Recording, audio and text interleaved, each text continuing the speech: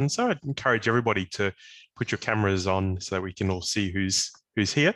And welcome to ITLS5050.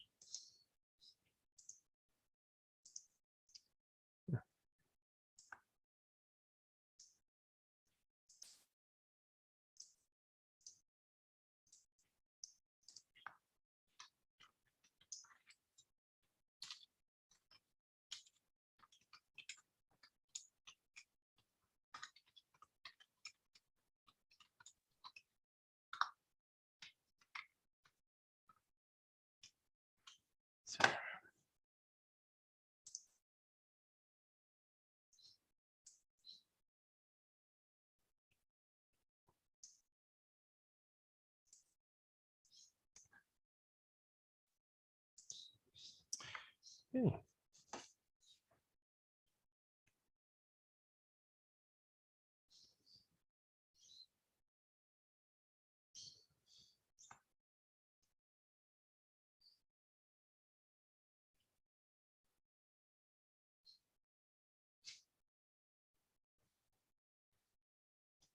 Okay. So as I said, I'll give people a couple of minutes to arrive. Most weeks we'll get started by around 5 past the hour. It depends on how long it'll take to set up in the classroom when I'm in there taking over from who was teaching before. So yeah, does that give people another couple of minutes to arrive? So good to see everybody online there. Your cameras are on my second screen over here, so I can see you. And if you've got any questions, please also put them in the chat box that's available there.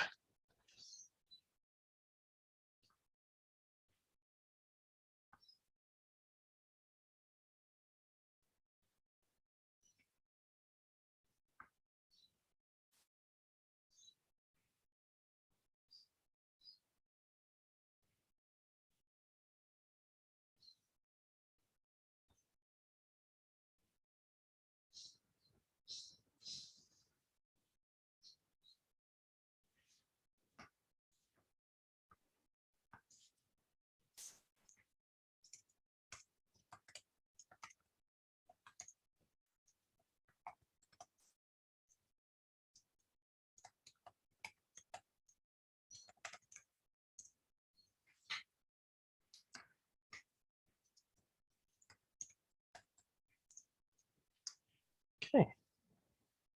So how are we doing for numbers? That's pretty good.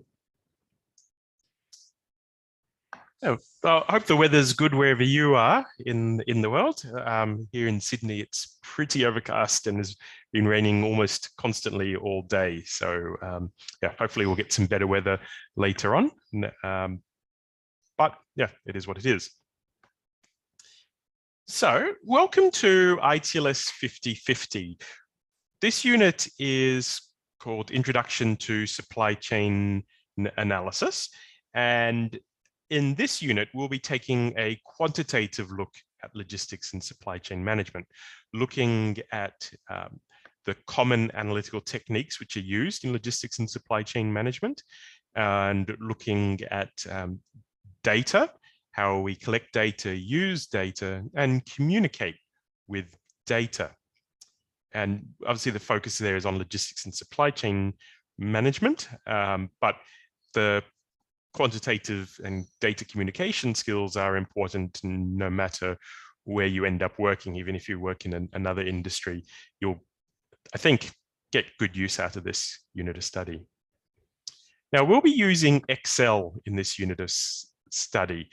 There are other packages available, and there are other packages you'll learn about later on in your studies. But for this unit, we want to use Excel. Excel is still the most commonly used data analytics package that's available. It's a very powerful one. It's a standard one. It's how people communicate. And in a lot of ways, it's how people think in logistics and supply chain management is with an Excel spreadsheet open in front of them.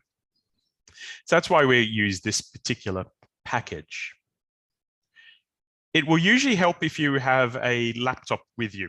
Obviously, if you're joining us online, then you're bound to have a computer with you. But if you come joining us in class room, then it is always a good idea to bring along a laptop as well, so that you can do the Excel analysis in the classroom. Okay, so let's go through the slides. And Hugh asks, have I uploaded the videos from last night's class? Not yet. There's a new system, still getting the hang of it, so should hopefully be up there tomorrow, along with this one. Yep. Okay, so tonight I'll give you a bit of an overview of the unit, and then introduce you to data and how we model data. And then we'll have a look at some fairly straightforward activities around understanding problems and understanding data before we talk a little bit about cleaning data and why all of those are important topics. So let's start with the unit overview. In this unit of study, we're going to look at some of the most common techniques for analyzing logistics and supply chains. And we'll learn how to use quantitative evidence to make better decisions. My view is that this unit is all about decision making and about how we make better decisions using quantitative evidence. It might be that we're the ones making the decision. You know, if you're in the senior management role, or you're the only logistics supply chain management person. It might also be, though, that you're providing information to help other people make better decisions. And we'll look at how quantitative evidence allows us to not only make better decisions, but also put some numbers around just how good our decisions are, or how much risk there is in what we're measuring. We'll learn how to interpret results and effectively communicate our analysis in order to influence other people.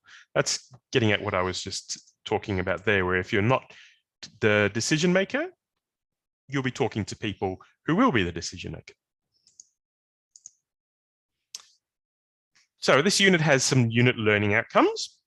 And as we go through the semester, I want you to look at these unit learning outcomes and see how you're developing against them. And think about, is there something that you could be doing differently? Is there something that you need me to be doing differently to help you achieve these unit learning outcomes? So the first unit learning outcome is something that I know I struggle with, and just about everybody else that I speak to struggles with. And that's working out which is the appropriate model to use. You've got a problem. Sometimes it's obvious what you need to do to analyze that problem. And our unit of study, most of the time, I'll tell you, build a linear programming model, build a simulation model, do a regression model. I'll tell you what model to use. Oftentimes in business, it's the same thing. You've got a need to forecast demand for the next quarter so you can order the right quantity of goods. Well, in that case, then you'll use a demand forecasting model, most certainly the same model you used last quarter. So in some cases, you don't need to choose which is the right model. It's obvious, or you're told. But a lot of people struggle to work out what model to use in an unfamiliar situation. If boss comes to you and says, look, this is the problem we're facing in our logistics, what do we do about it? Well, then you've got to think about what model to use, and that's harder. So it's also, unfortunately, something that's very hard to teach. What I can do, though, is tell you that practice really helps here. So we'll give you some opportunities to practice throughout the semester. The other thing that really helps with this is if I go through and when I introduce a model, I tell you a little bit about the model, why we use it, when it's appropriate to use it, what are the limitations, what are the benefits of this particular model. So that's the first unit learning outcome, helping you to pick the right model and not only be able to pick it, but obviously use the model. We are going to spend a little bit of time looking at cleaning, charting, and presenting data, as well as the outputs of the analysis that we do. What we know is that logistics and supply chain management is producing more data all the time. So the volume of data is increasing and it's accelerating.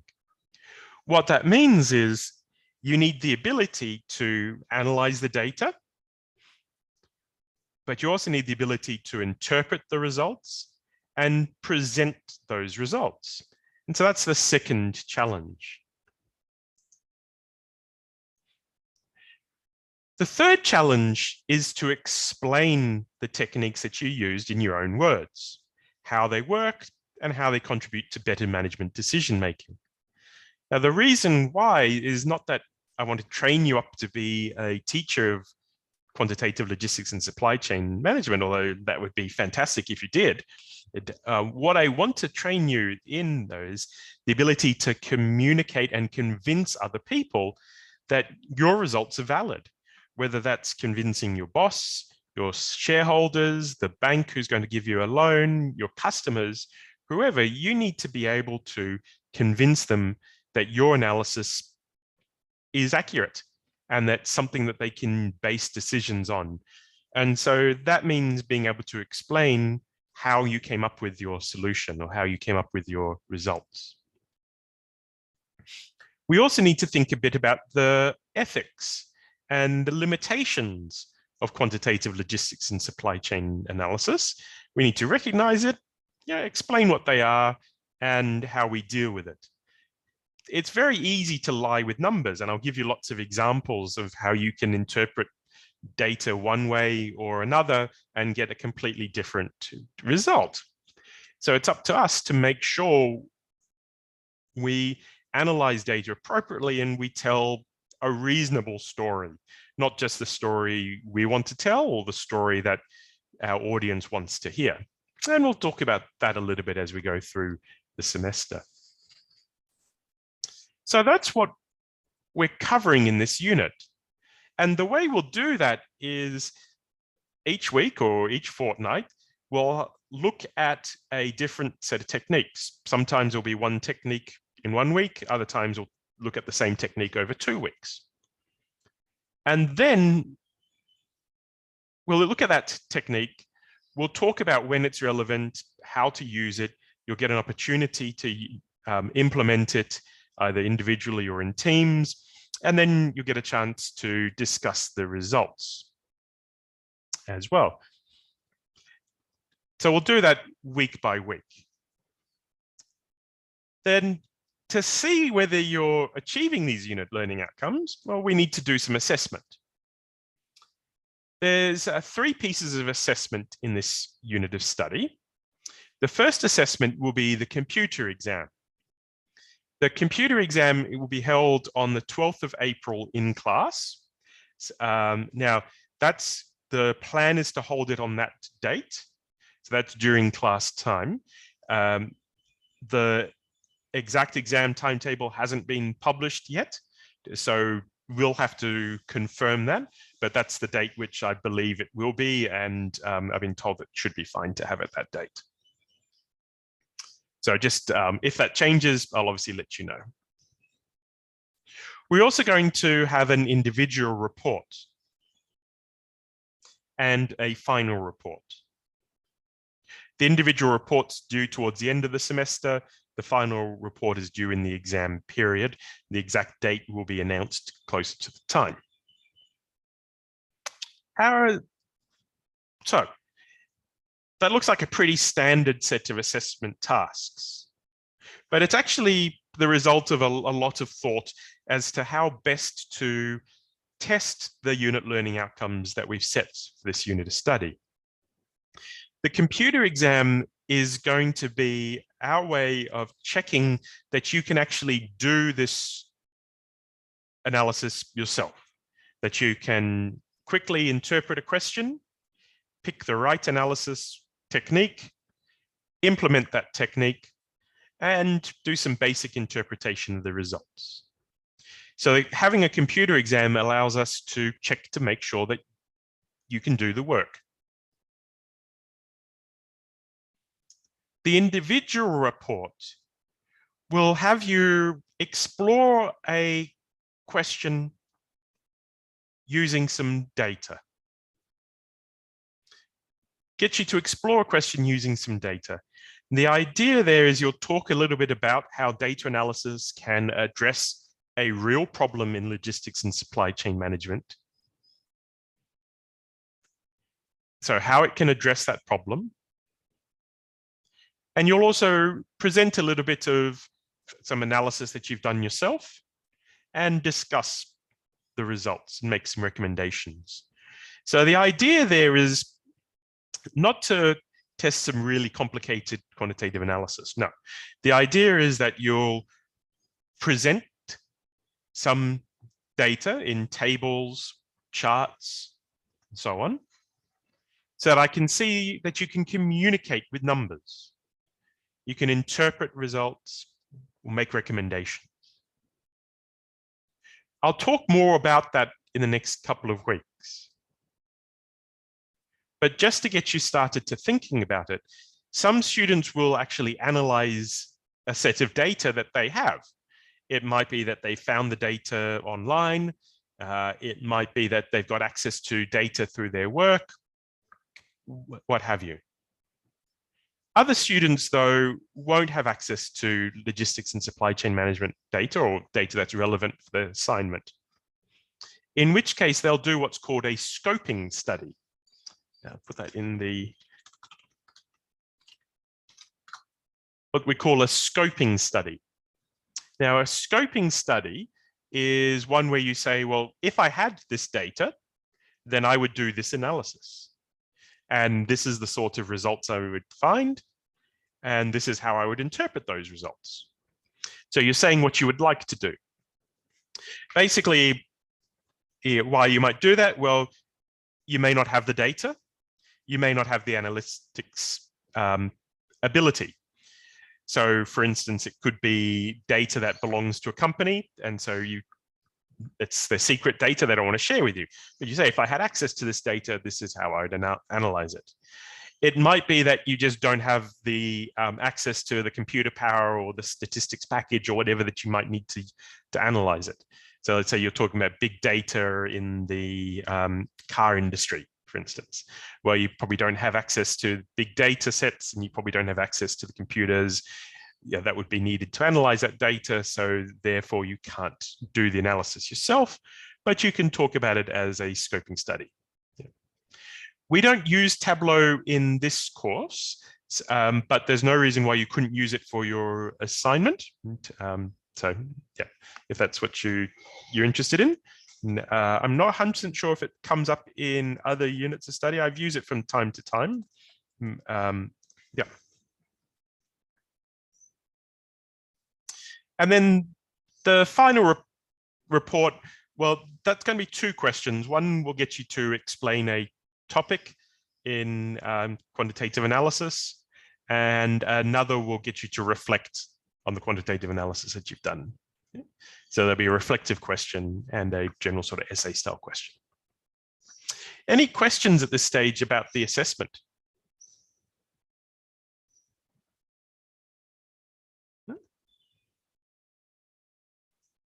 Okay, well, so I'll post more information up on Canvas, and I'll talk you through more about this as we go through the semester.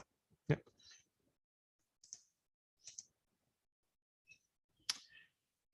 So the next thing I want to talk about is how this unit fits into your overall study program, either the graduate certificate, graduate diploma, or the Masters of Logistics and Supply Chain Management. Well, as I've said before, we've spent a lot of time over the last couple of years talking to industry partners.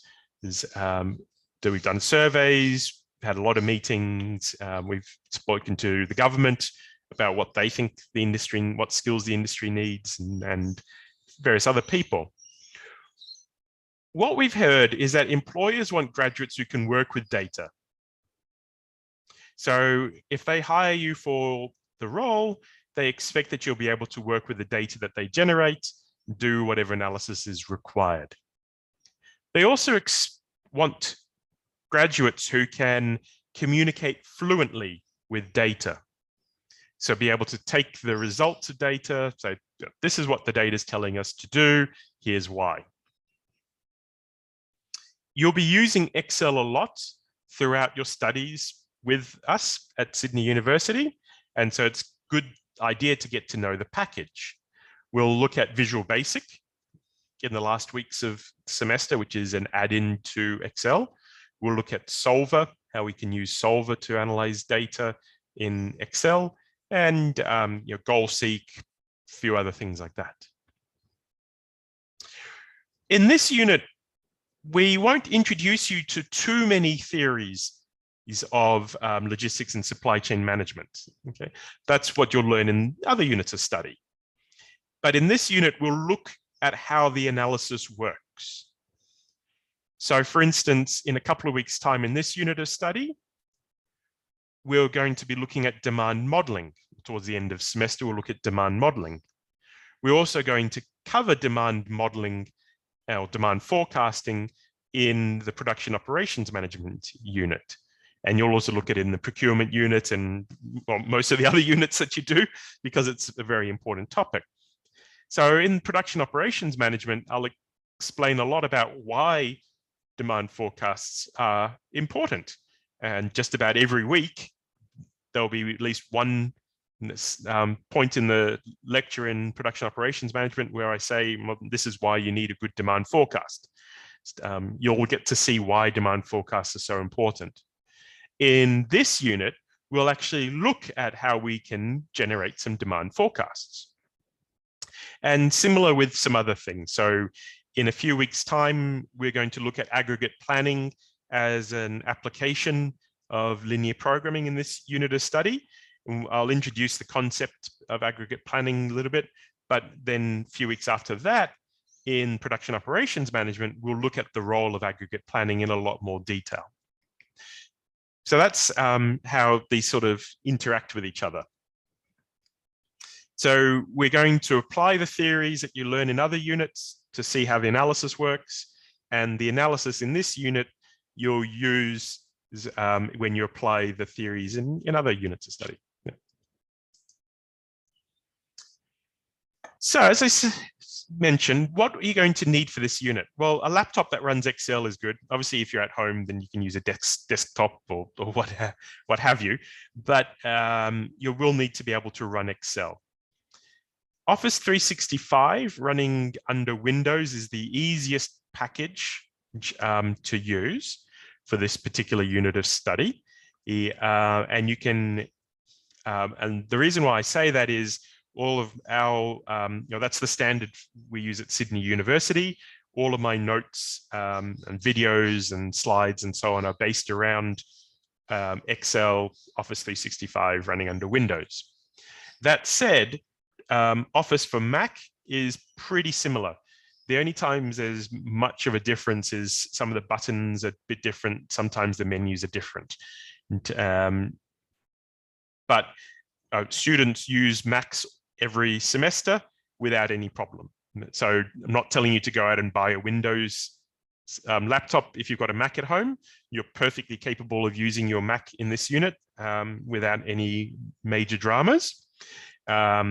The only issue would be if you've got a Mac which from about 10 years ago, some of that wasn't quite compatible. We'll talk about that when we get to it for just one or two bits of the unit. But otherwise, these days, Mac and Excel are almost, Mac and Windows are almost identical as far as Excel is concerned. So is that clear that my slides and notes are generally based on Windows, but if you've got a Mac, you should be perfectly fine. Where there's some differences, I can point that out to you. If there's something which you find you can't find in Mac, then just come along to the consultation session. I'm happy to help you there. If you're in Sydney, come along to the class and I can help you there as well Otherwise, you can just do a search online for how do you do this in Mac, and it will tell you. Yeah. Usually it's just as simple as going to a different menu. Yeah. Any questions about that? No? Okay, great. There are computer labs on campus. So if you do need to access a computer on campus, you can do that. The next thing that I recommend is the textbook for this unit, Business Analytics. The 4th edition, it was published last year by Cam, Cochrane, Fry, and Ullman. It's listed there. If you've got the 3rd edition or the 2nd edition or even the 1st edition, that's perfectly fine. The textbook, this particular textbook has been published for decades, and they've had lots of different authors over the years as people retire and so on. Most of the textbook hasn't changed that much. There's always a few new chapters, and they rearrange the chapters a bit. If you've got an older edition already of that textbook, perfectly fine. Yeah, you might just need to work out, is it the same chapter or is it a different chapter? Okay. But that textbook is useful. I personally refer to that textbook quite often, not just for this unit of study, but in my day-to-day work. I've got, and so I think it is worth getting. If you've got the money, don't mind buying it. I think it's worth getting that. There is a discount voucher available on our Canvas website, but you can also find it on Amazon or wherever you like. I think it's worth getting, but it is up to you. If you don't get it, you may just need to do a bit more reading online, or do a bit more searching online, or watch the slides again, or watch the video again, or something like that. You certainly won't fail the unit just because you don't have the textbook, but I think you'll get benefit out of having that textbook. Any questions about that? Okay. The next thing that I want to direct your attention to is our Canvas site. Let me just set that up.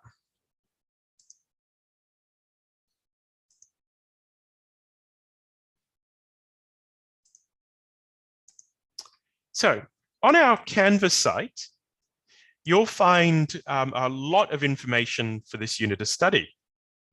The welcome and unit information page, that's where you'll find information about the assessment. As soon as I upload it, you'll find links to the unit of study outline, how to contact me, how to access the class, and so on. You'll also find information about the textbook here, as well as what's called the workbook. The workbook is a reference guide for this unit of study that I've created and posted up onto Canvas. So you're welcome to download that one, keep it. That goes through worked examples of every one of the analysis techniques that we cover in class. So have a look there to learn about all the analysis techniques that we do in class.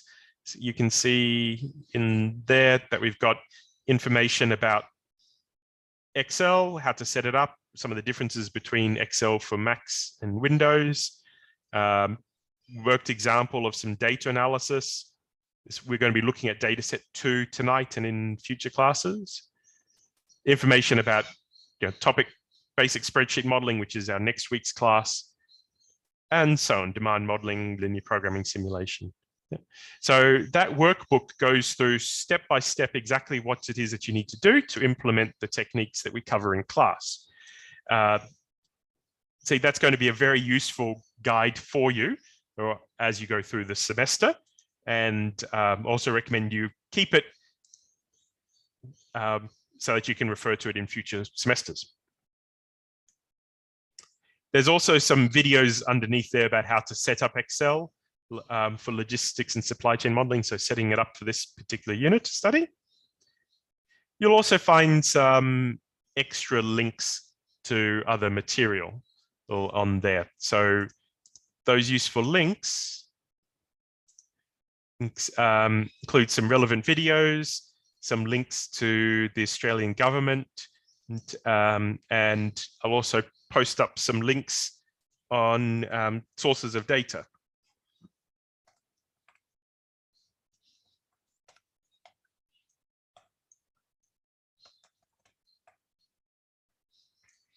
So yeah, you'll find useful links there, and I'll add those as we go through the semester.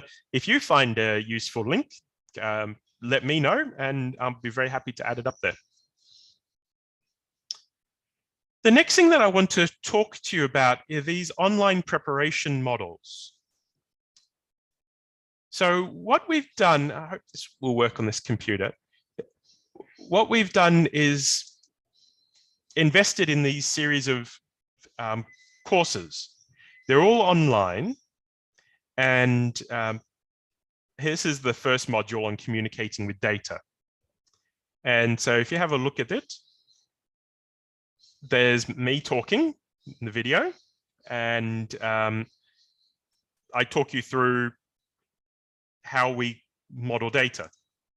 And you'll see I'm talking there about getting to know Excel, cleaning data, working with data. There's a lot of different information in there.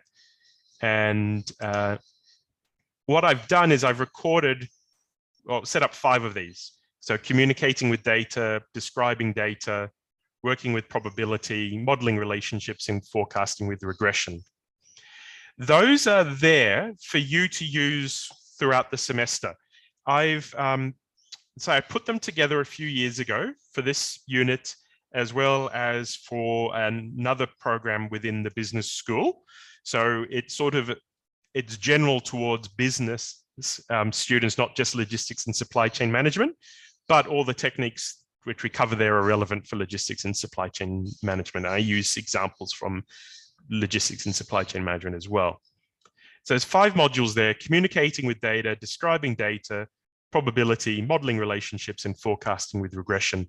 They're there so that you can refer to them at any stage throughout this semester or in future semesters. And it covers some of the material which will be relevant for this unit of, all of the material that's in there will be relevant for this unit of study. If you're not familiar with this, say you haven't done statistics as an undergrad student, or you haven't done much of that, or it's been a long time since you studied that, then this will really support your learning in this unit of study. Yeah, and the benefit of it is that if you're asking a question, I can always refer you back to this and say, okay, look at the describing data one that goes through in more detail. So yeah, strongly suggest you use these online modules. Each week I refer you to those online modules as well, if it's assuming it's relevant for that particular week. So this week, communicating with data will be relevant, and yeah, and in future weeks we'll look at the other ones.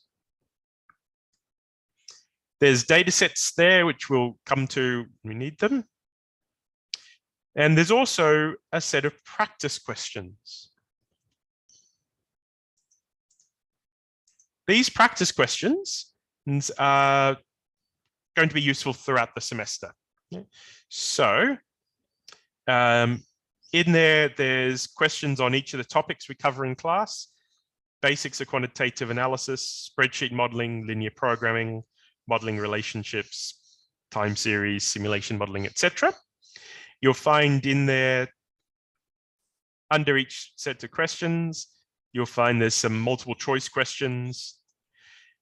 We don't have assessment using multiple choice questions in this unit of study. Those are just there for you to guide you through your study, so you can refresh your knowledge on this.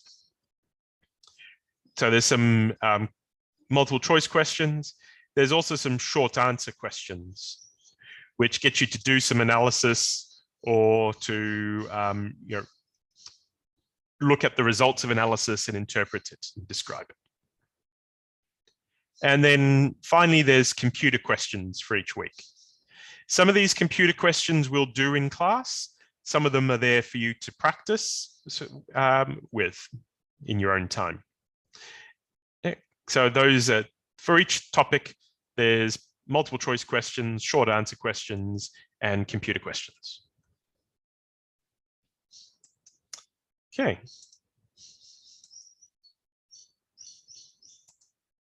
So those are the practice questions.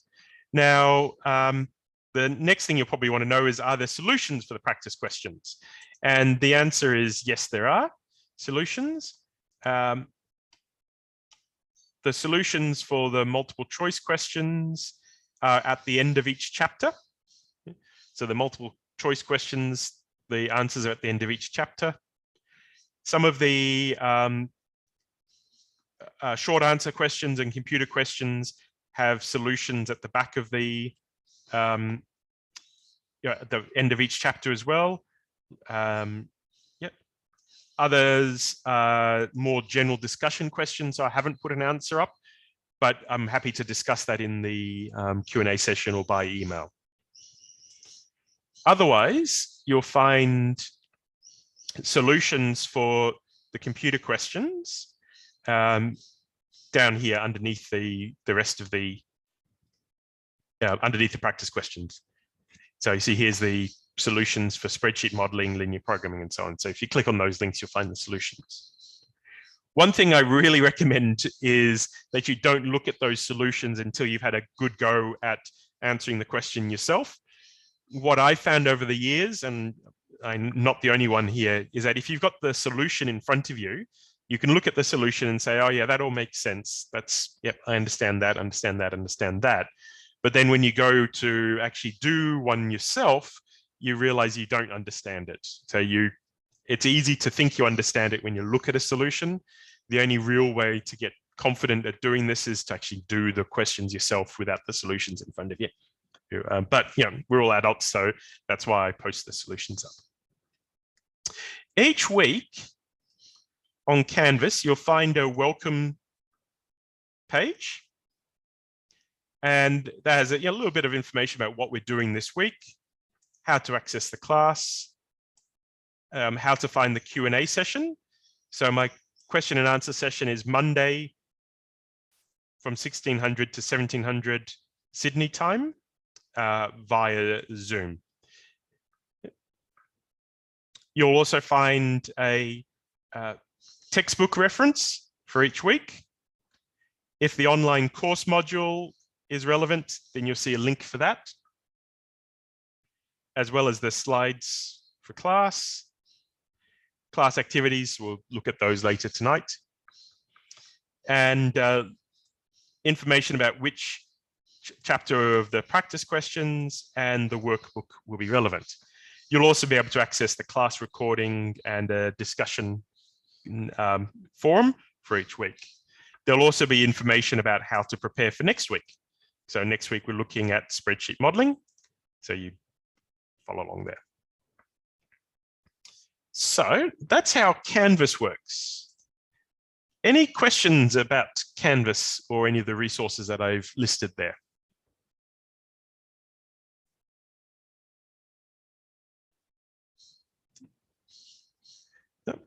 There are some other courses. So linear programming doesn't have a separate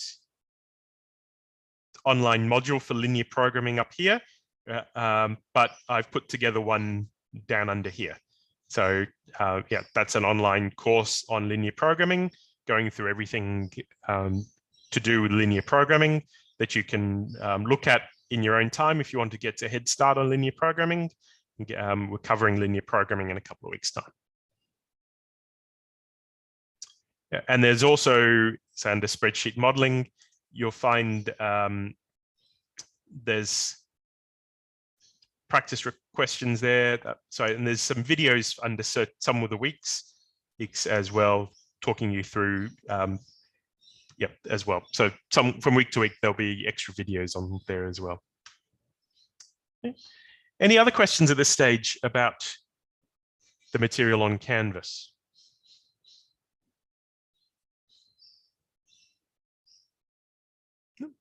Okay, well, if you do have any questions about this at any stage, obviously just get in touch with me. Very happy to assist.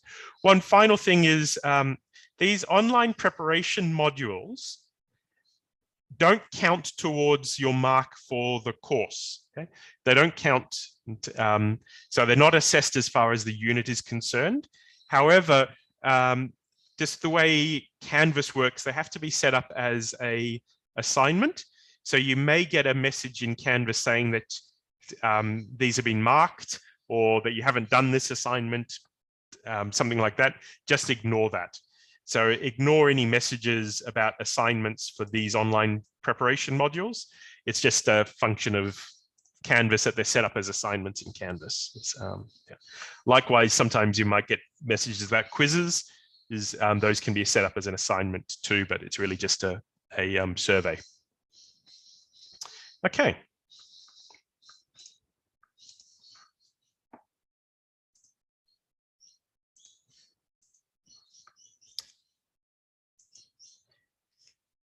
So, any other questions this stage? Okay, well, let's take a 5-minute break then. And when we come back, we'll start looking at data, what it is, how it works, and how we can use it. Speak to you in 5 minutes' time.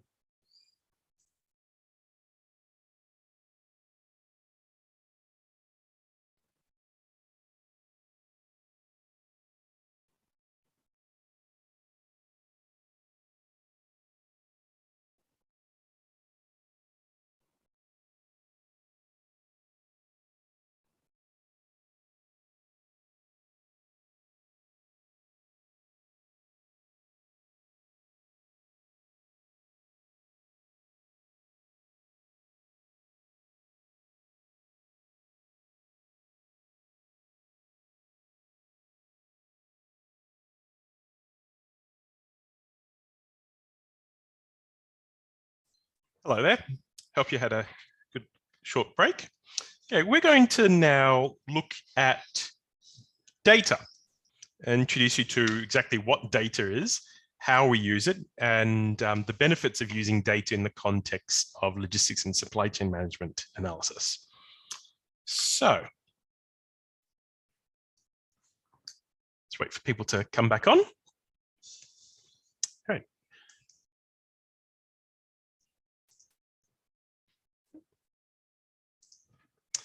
So,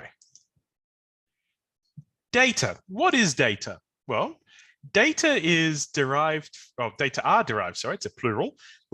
Data are derived from study, from experience, or instruction.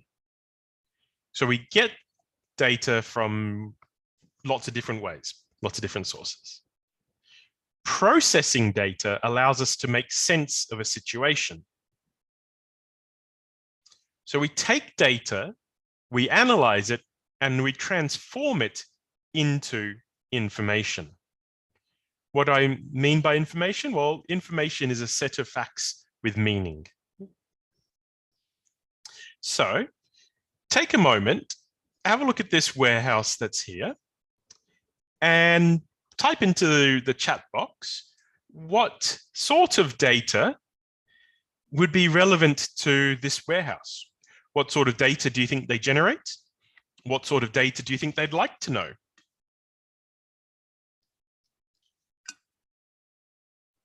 If you work in a warehouse, maybe think about the sort of data that you have access to in that warehouse. So take a moment, let us know what you think.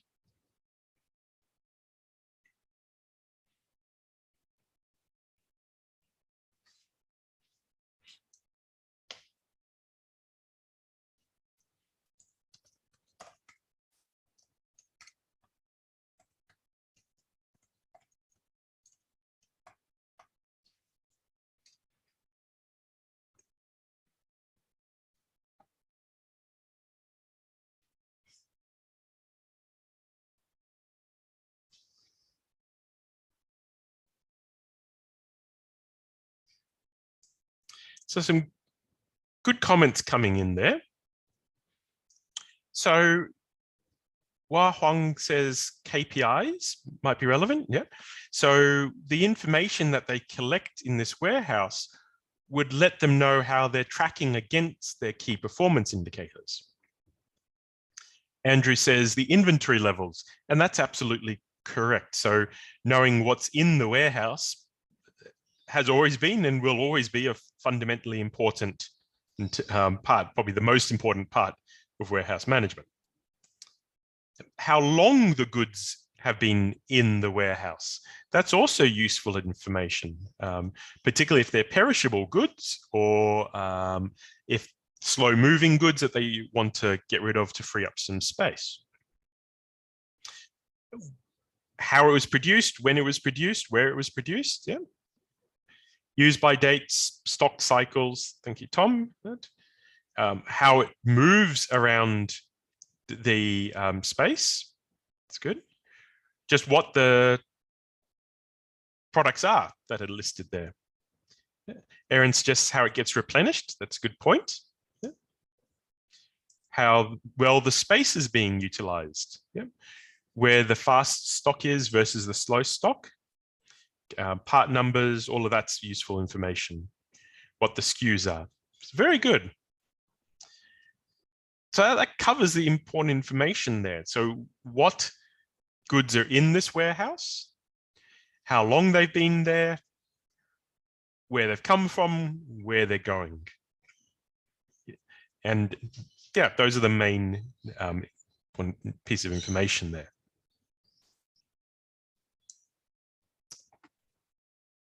So yes, that's just some of the data which you get out of just one type of facility. Now, data allow us to answer problems in informed ways. So the benefit of that is that we can reduce the risk of decision making. So by looking at the data, we can use that data, turn it into information to help us answer problems and reduce the risk of our decision making. Or at the very least, understand more about what the risks are. The data we collect might be an input to some other work we do. It might measure the performance, those are the key KPIs we spoke about. It might look at how well we conform to the standards. If the standard says no more than one defect out of every 10,000 parts, we can see whether we're meeting that standard. It can help us to work out what our options are. And sometimes it's just simply to satisfy your curiosity. So you can sleep better at night knowing what data you have, knowing that you know the answer to something. Okay, so that's data. Now let's have a think about how we model data, bearing in mind that we do this so that we can turn that into information. So this is where we get to a little bit of a high level concept. That concept is, what is a model? And I'll start out, before I tell you what a model is, I'll tell you why we have a model.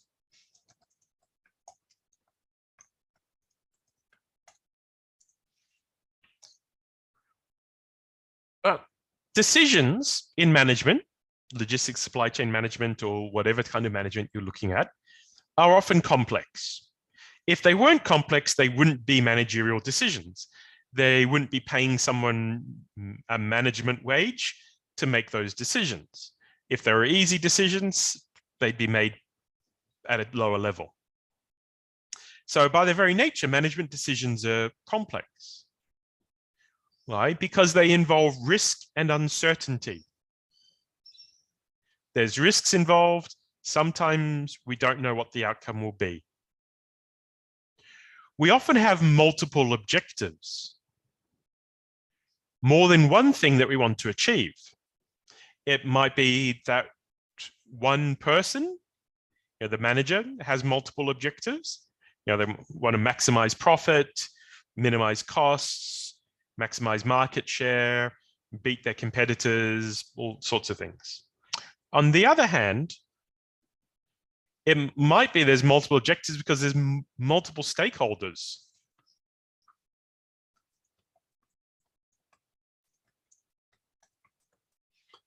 We may be wanting to satisfy not only ourselves, but we want our employees to be happy. We want our shareholders to be happy. We want the finance people, so the bankers we borrow money from, bondholders, we want them to be happy. We want our customers to be happy. We want the government to be happy with us.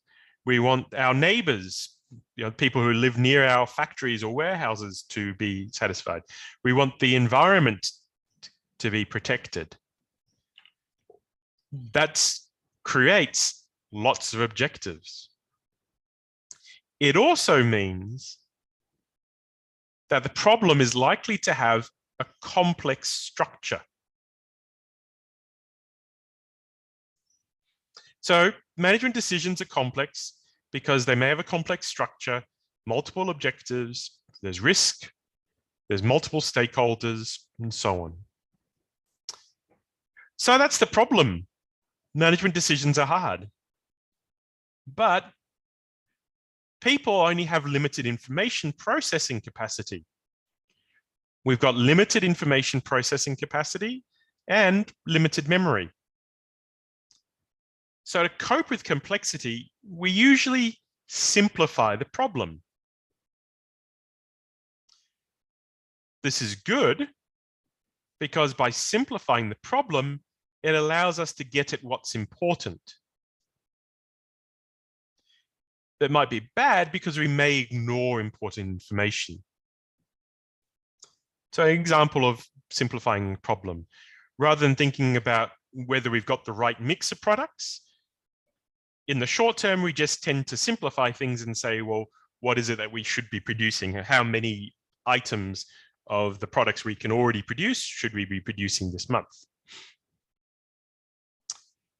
So to cope with complexity, we tend to simplify problems, which has benefits and downsides.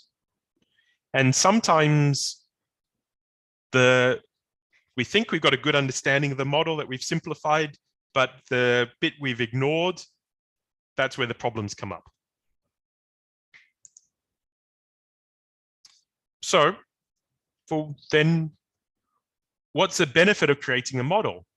Well, a model is a simplification of reality, which helps us to understand the problem better. By building a model, we may uncover a relationship we just weren't aware of before. So by building a model, we might learn something that we didn't know before. There's great examples of that throughout the semester, and I'll point those out as we go along. Modeling provides a logical approach and a systematic approach to problem solving. Even if you're wrong, you might end up being wrong for the right reasons. That's the cynical way of looking at it. But what it does mean is that, if you start with the same situation, you follow the same logical and systematic approach, you're less likely to come up with, or you're less likely to miss something that's relevant. You're more likely to be able to follow back and do the same thing in the future if you need to. You can also explain to others how you arrived at your recommendation. Now think about telling the person sitting next to you, I think we should do this. And they're going to say, why do you think that? And you say, I just feel that's the right thing to do. Maybe they'll believe you, maybe they won't. But if you can say, well, the numbers tell me that this is likely to happen next month, therefore we should do that, then you're more likely to be able to convince people. So by modeling data, it's one of the techniques we've got to help us convince other people. Trust is also important there. That's another way of convincing people. So if your colleagues know you always come up with good ideas, they're more likely to trust your ideas this time. That doesn't have much to do with quantitative analysis, but you need people to have trust in your analysis. It is also very important to remember that all models are a simplification of reality. And people have very often gotten into trouble because they've assumed their model was reality, when in fact it was just a simplification of reality. So that's why we model. Let's think then about how we model. Well, the types of models that we use. The first type of model that we might use is just a descriptive model. What are the relationships here? What will happen to Y if X changes by this much? What will happen to our costs if we increase our inventory by 10%? That's a descriptive model. What will happen to our stockouts if we increase our inventory by 10%? That just describes what's going to happen.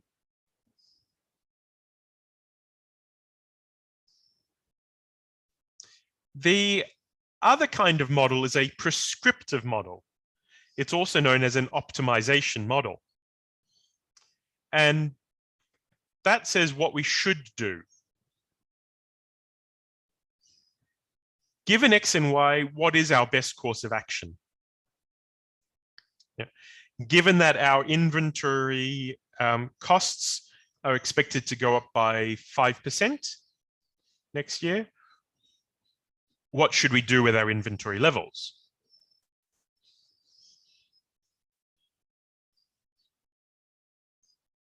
Given that we want to serve a new market, where should we put our new warehouse? Those are prescriptive models. They tell us what to do.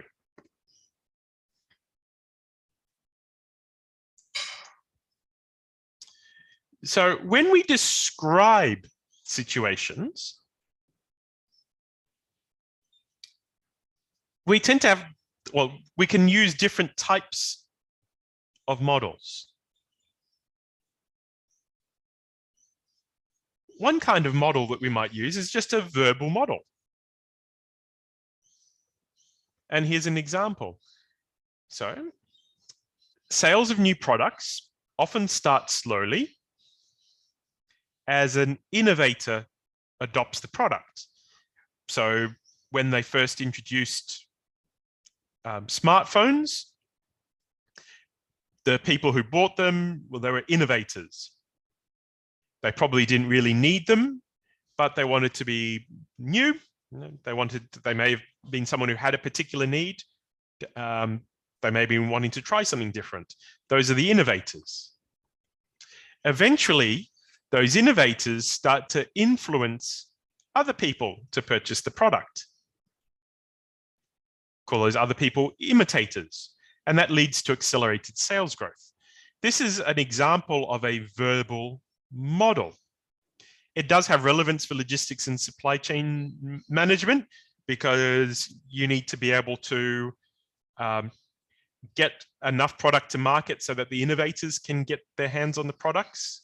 And then you need to know how long it's going to take for the imitators to start purchasing the product so you can meet their demand.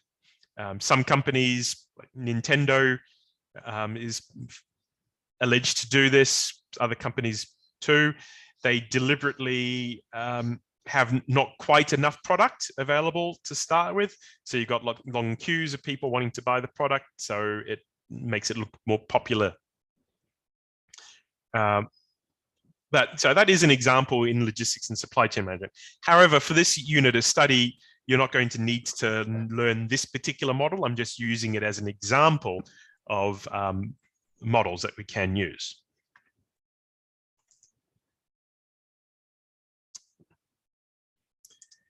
So that's that as a verbal model. It's just words. Benefit of having a model that's put into words is you can explain it to other people, just as I did then. It's easy to explain. Sometimes you may want to put that model as a chart of some kind, and here's a flow chart.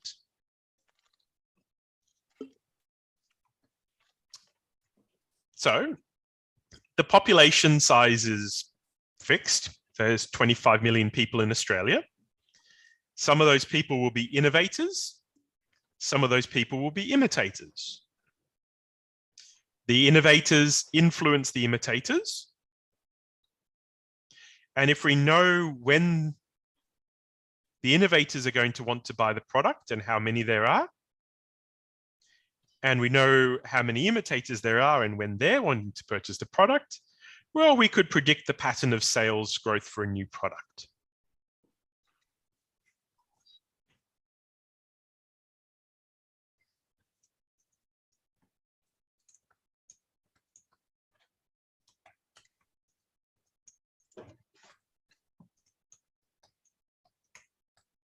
Yeah. So that's that same model as a flowchart. I particularly like using flowcharts. I find them very helpful. You know, I have a whiteboard in my office that I can draw flowcharts and that. I tend to prefer that to a verbal model or words. Other people I know prefer to put it into words, and perfectly fine either way. Here's the same model as a graphic. So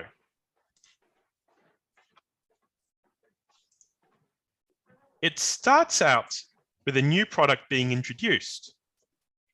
The new product's introduced, no one's bought it, obviously. Sales start off slowly, they pick up slowly over time as the innovators purchase the product. Eventually, more and more of them purchase the product until the imitators start to purchase the product. That's the second wave here. So then the sales really take off. At the end, sales growth slows down because these are the people who just don't want one or don't need it or are slow to come along. Using the example of smartphones again, down here would be with the early adopters who started getting the smartphone because they really wanted a smartphone. And then next was people like me who waited until they needed a new phone and then thought, oh, it's reasonably priced, could be useful, let me get one of those.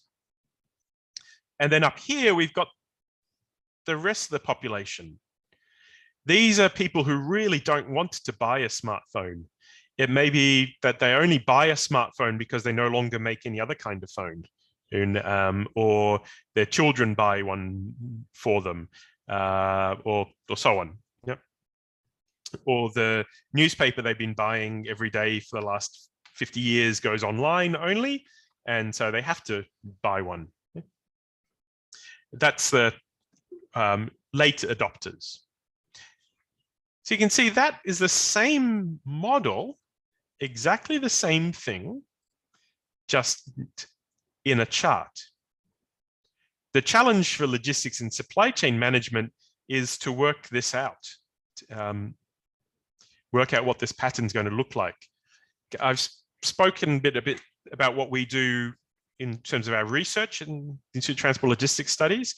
And one of the things that we do is work out roughly how many people are going to want to purchase something, market shares. And we can say, eventually your market share is likely to be this much.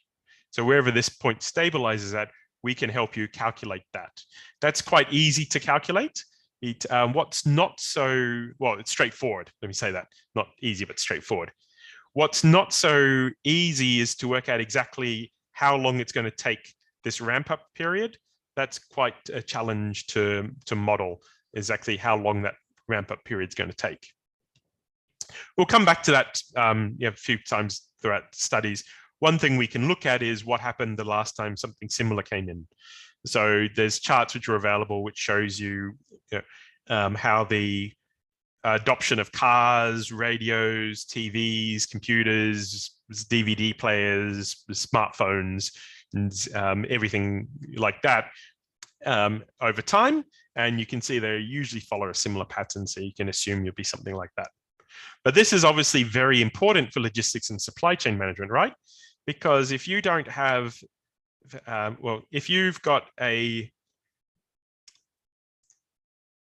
a factory with this capacity here, at this point in time, that's probably far too much capacity.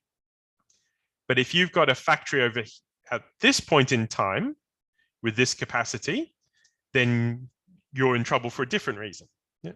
So what you want to be doing is making sure that the capacity comes online, just as it's needed, or a little bit ahead, a little bit earlier. Again, we'll pick up that topic in ITLS5020 in a few weeks' time.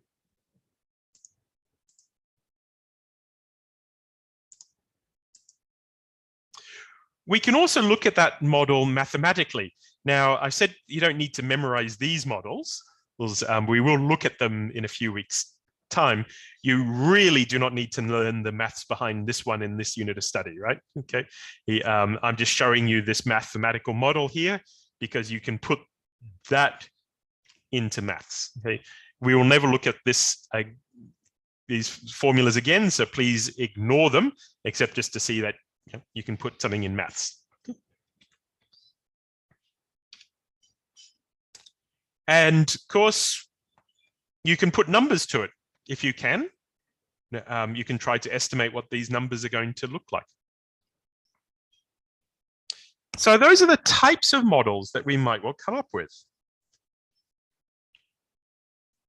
What I want you to see from that is that each problem in logistics and supply chain management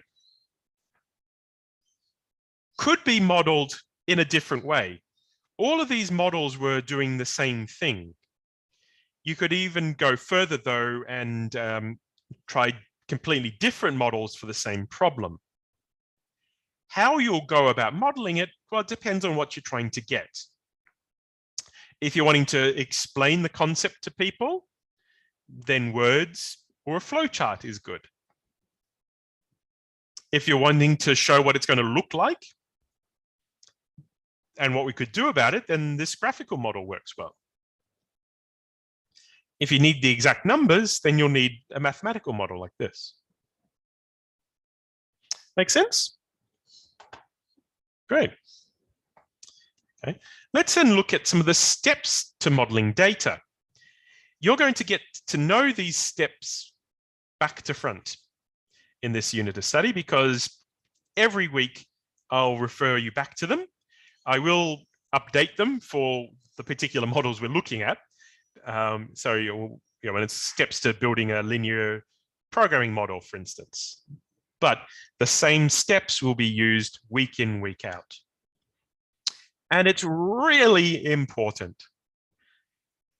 In my experience, where students tend to go wrong in this unit of study is if they don't follow the steps. If you dive right in, you're more likely to go wrong. So when we have a computer exam and everybody's in the classroom, I say, okay, you can start now.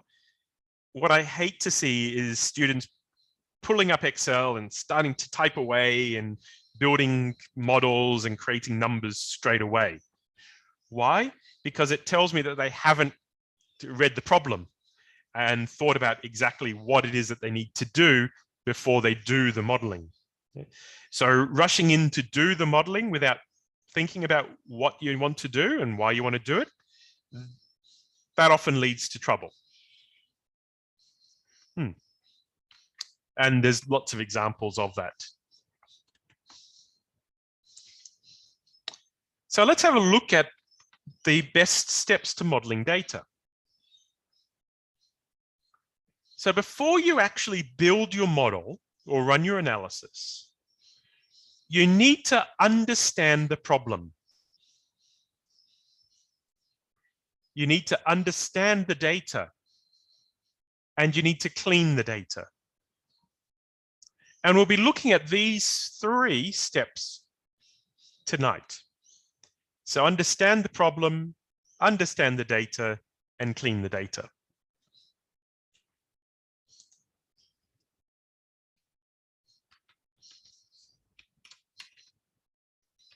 Yeah, okay. So you need to understand the problem. What's the situation? What's the issue? Do we have information about what our options are? Or do we need to generate options? Do we need a number? Do you need a descriptive model or a prescriptive model? Are you being asked what's going on here? Or are you being asked how do we, or what do we do? You need to understand the data. That might be the data that you've got available to you. It may be the data that you want to collect. It might be the data you already have. It might be data you'd like to collect in the future, data you're going to go out there and collect now. That's particularly important because if you don't have the right data, you can't do the right analysis. It sounds silly, but it's true. There was once my research, I put together a survey. I wanted to ask people a particular question, get information. Unfortunately, we collected the wrong information. We set the question up to collect the wrong type of data. We'll talk about types of data in the next couple of weeks, but we collected the wrong type of data. That meant that we couldn't do the analysis that we needed to do. It would have been very simple to ask the question in a different way to get the right data, but we made a mistake there. And we then had to sit down and work out, how can we get around that? Luckily, we were able to, but it was a close run thing. That same survey that we collected, we wanted to get information from customers. And we said we wanted information from customers of working age, so 18 to 65 years old. The survey company went and actually sent it out to people over the age of 65, and they were the ones who were most likely to fill out the survey. So when you send out a survey to people, it's usually university students and retired people who fill out surveys most often, and because they want the money if you're offering a monetary incentive, or they have the time to fill it out. We wanted working age people. Most of what we got were retired people. That wasn't our fault. That was the survey company who didn't collect the right information for us. So even when you try to get the right information, sometimes you won't. And that's where understanding the data becomes important. We identified that because as soon as the data came in, we looked at the age range. We identified that wasn't correct. We ended up paying the survey company to get us some more data. Even though it was their fault, we sort of split the cost 50-50, and we got good data in the end. But we were able to do that because we quickly identified the problem, because we understood the data. Yeah. And then cleaning the data as well. If you identify that there's something problematic in your data, it's trying to fix it. And again, we'll discuss that in more detail. Then once you've done all of that, only then do you actually analyze the data according to what the problem requires. So in this unit of study, we're going to be looking at descriptive statistics, relationships, regression analysis, linear programming, simulation modeling, spreadsheet modeling, all sorts of different techniques. And this unit is structured around introducing a particular analysis technique every week. Once you've done that, then it's time to check your model. And the way you check your model depends on the type of model or the type of analysis you're doing. We'll talk about hypothesis testing. We'll talk about regression diagnostics. We'll talk about common sense tests, sensitivity analysis, this stress tests, all sorts of different ways to check your model. And that depends on the kind of model that you're working with. And so each week, I'll talk to you about the type of model. I'll talk to you about how we check our models for that particular type of model. I'll talk about how we interpret and present our results. That could be charts, it could be forecasts, it could be tables, what have you. Okay, and we're going to look at these steps in more detail throughout the course. Are there any questions at this stage? Okay, well, let's now do an activity together. So we're going to do now an activity on understanding the problem. This particular problem, I think that's might not be the right link there. Sorry, I think I've got to fix that link.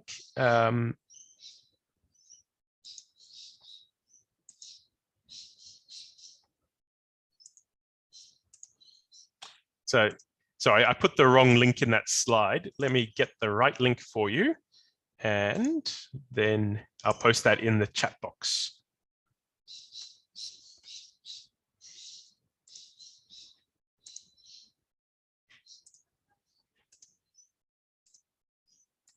So yeah, here's the link.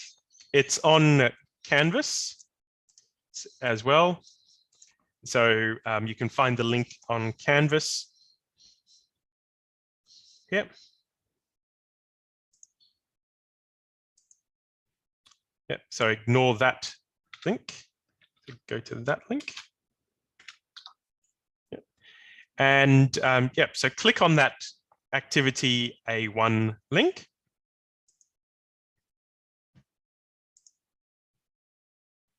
Okay. So this activity is going to ask you to explore some problems and think about what the problem is asking you. So this is about understanding the problem. You don't need to solve the problem. And in fact, for most of them, you won't be able to solve the problem. What this is asking you to do is to think about the problem and understand it. So read the problem description and then discuss what the objective is. What's the organization trying to achieve there? That's the objective. What do they want? What are the decision variables? And our decision variable is what can be changed in order to meet the objective. What are the constraints? What limits the outcome? And any other relevant information that you might have. So let's, before we actually get started on that, let's do one as a team.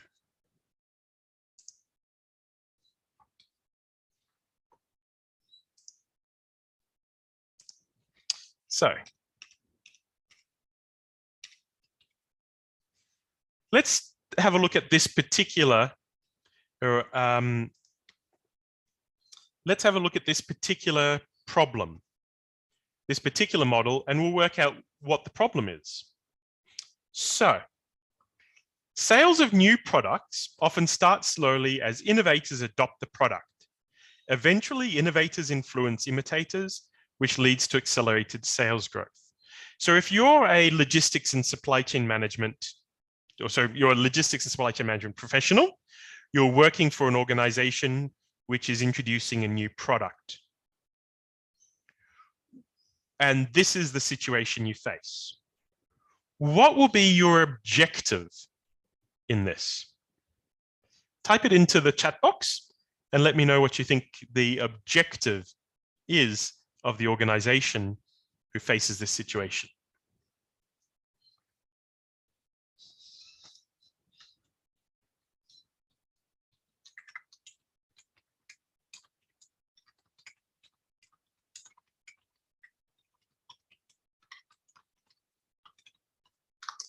So do you understand what I'm saying there? So, oops, and you can't see the question, can you? Yeah. Sorry, I had the wrong slide up. Sorry, the wrong screen share. Yeah. So in this situation we looked at before, where we had sales of new products starting slowly. Let's think about this. You're working as a logistics and supply chain manager for a company who's introducing a new product. They know that sales of new products start slowly and then gradually build up over time. What is their objective in this situation? What's the objective of the company who's introducing the new product? Remember, objective is what they want to achieve. Think about that and type your answer in the chat box.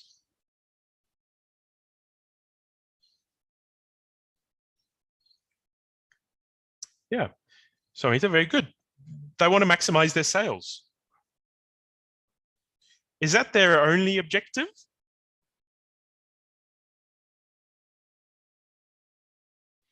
Yeah. Lots of answers coming in there. That's great. They all actually seem to be correct. Yeah, which demonstrates the multiple objectives that I spoke about, right? So they want to maximize their sales. They want to work out how to influence those sales. So how they can increase that. That's Tom and Andrew both raise that same point. They want to see what they can do to influence the rate at which people adopt the product. They probably want to make more profit overall, or grow market share or influence as a company, who says. That's usually their overall objective, isn't it? They want to maximize profit, maximize market share. And how they're going to do that? Well, in order to do that, they want to drive sales. But they also need, in order to get the sales, they need to have the product available. And in order to maximize profits, they need to work out how to deliver this product at the lowest price, at the lowest cost to the organization, which means working out how to store the product, how to manufacture the product so it's available.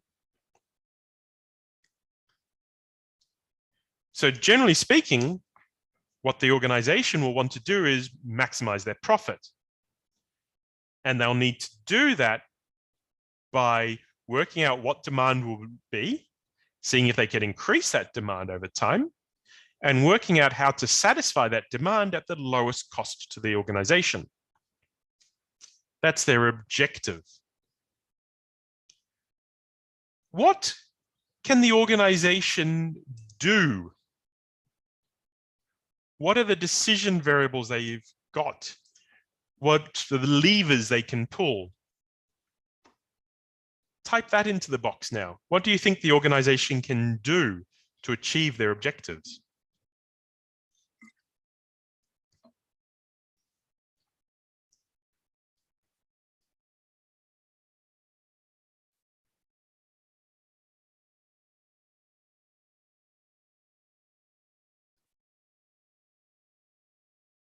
So what do you think they can do to achieve their objectives? You know, maximizing sales, minimizing costs. Yeah. Promotion. Yeah, so people there looking at the demand side, how they could affect the demand side. Tom's suggesting, well, how can they make room for the product? So can they discontinue one of their existing products? Yeah, Nugget suggests making sure they get the right amount of stock. Yeah, that's going to be essential, isn't it? Rahul suggests getting economies of scale will be important. Yeah. Looking at the cost structure, yeah. So they've got quite a few things they could be doing. They need to think about when and where to invest in capacity to be able to handle the sales growth. They might need to think about how they can influence that sales growth. Those seem to be the best decisions variables available to them. The next thing we talk about are the constraints. So what constrains them in this? We know their objective is to make profit. And they're going to do that by producing as much as they can, to meet the demand at the lowest possible cost. What are the constraints which stop them from being able to achieve 100% market penetration instantly at no cost to the company?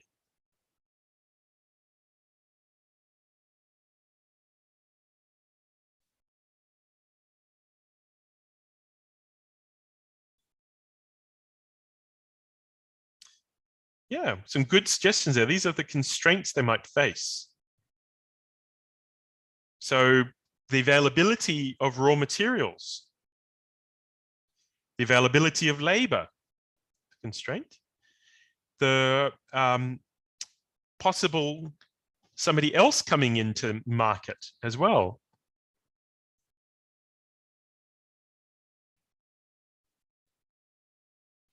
The level of demand. You can't assume that 100% of people are going to want to purchase your product straight away. It takes time for the innovators to adopt the product. It takes time for the imitators to follow along. So those are all constraints that they face. Constraint is something which prevents us from achieving everything we wanted to achieve as far as our objectives go. Anything else that they need to know about? This is a bit, you may not always have that. Not every question that you come across is going to have that. Is there any other relevant information that you might find?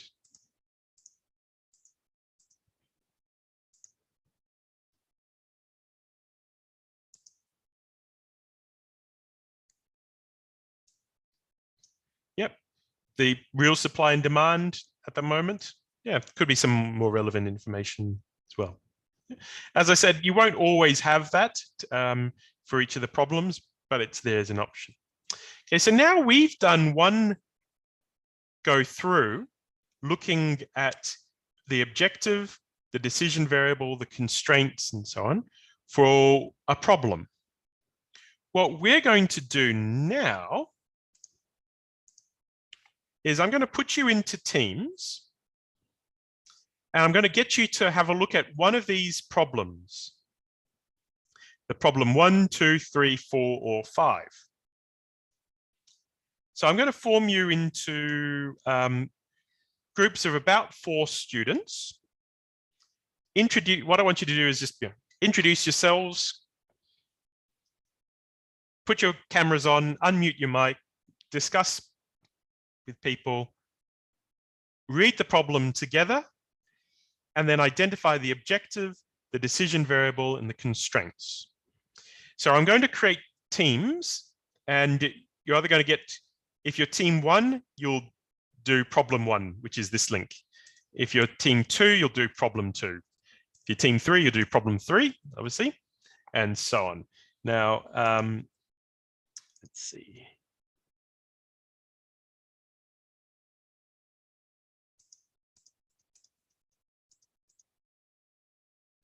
So yeah, I'm going to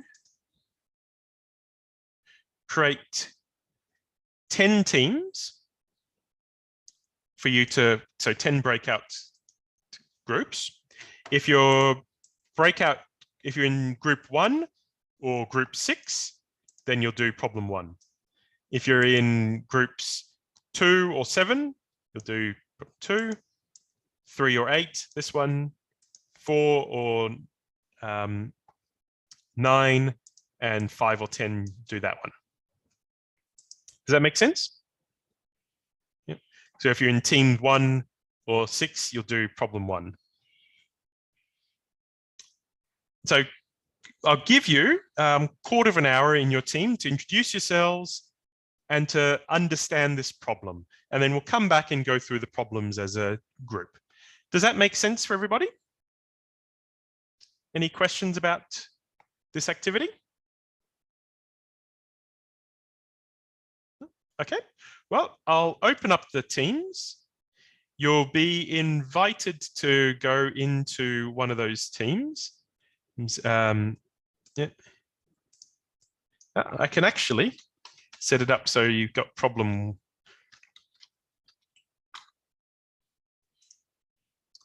So let me just naming them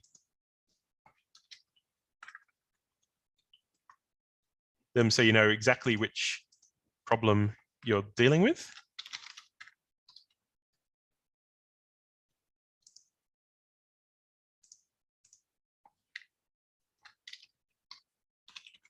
Okay. Yep. So if it says your team 1 or your problem 1, then you've got problem 1. Yeah, you should be invited to join that now.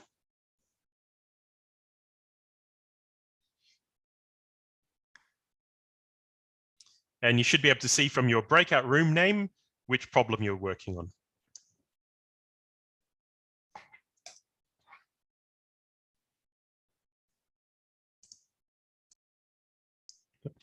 Welcome back. So we'll give people another minute or two to get back.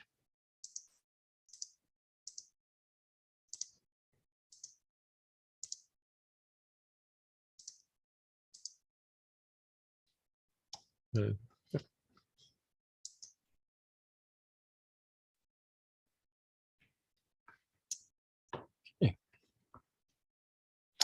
So, welcome back. Remember, that activity was getting you to have a look at problems and thinking about what the objective was, what the decision variables were, constraints, and other information. So let's go through them one by one now. Let's start with problem 1, with a company who produces chairs and beds, and the beds take 1 person day to produce, and the chairs take half a person day. Upholstering takes 1 day for beds, 2 days for chairs. They've got 4 joiners, 7 upholsterers, and they make a certain amount of profit per each item they sell. The company wants to maximize its profits. So what is the objective here?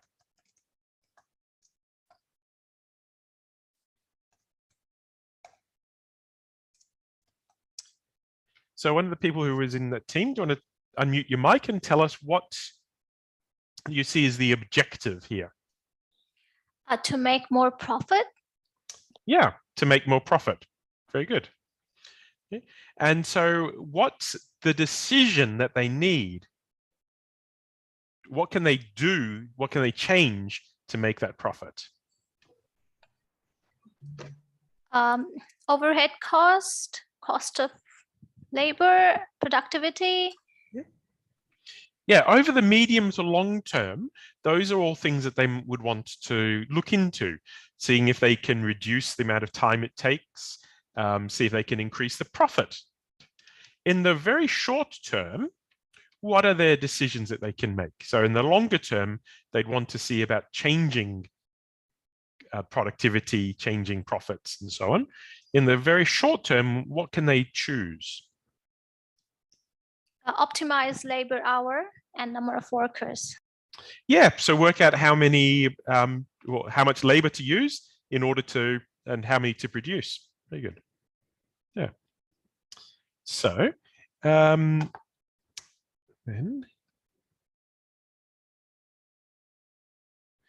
let's see. So someone from, yeah. So what are the constraints there that they face? And the number of labors and the number of hours it takes to make one. So maybe they can productivity. Mm-hmm. Yep. So the productivity of the workers, the available resources they have. In the short term, that's all likely to be fixed. The longer term, they're likely to be able to adjust some of those constraints. Yeah. Very good. The other information that they need, well, we've got some labor costs, type of consumers, size of the demand, market preferences, all those things could be relevant depending on what we want to do with this model. So thank you there, those two teams. We'll now go on to have a look at problem number 2. So with problem number 2, we have a company who got a patent to produce a new type of pen, and they know about the cost of producing a pen, how much it costs, and how much it costs to make refills. They have a model for demand. So demand for pens is a function of the price of the pen and the price of the refill. And the quantity demanded for refills is also a function of the price of pens and refills. The question says, what are the prices for pens and refills that maximize the company's profits? So what's the objective for this problem? What is the company wanting to achieve here?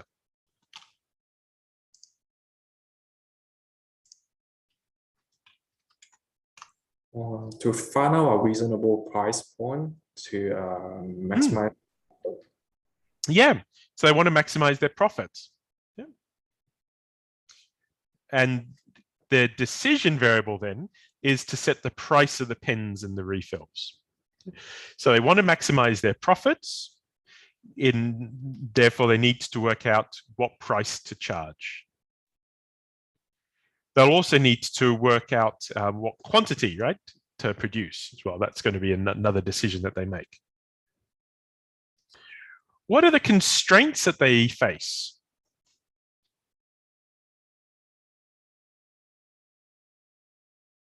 Do you want to share? Just potential competitors. Yeah. So we've got information here about the company itself. We don't have information about its competitors. So they may change their prices. That could actually be built into a model like that. But it's not in there at the moment. Any other constraints?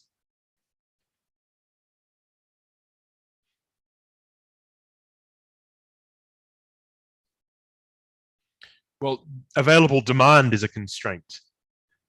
So the size of the market is a constraint. Yep. Production costs is a constraint. All of those might be constraints, as well as the ones that are listed there. Yeah. Let's look at problem number 3 now. So a university business school has run a new stats course, and they want to find out whether it works. So they give every student who graduates a exam on statistics, and they find out that the average for all graduates is 100, whether or not they took the test.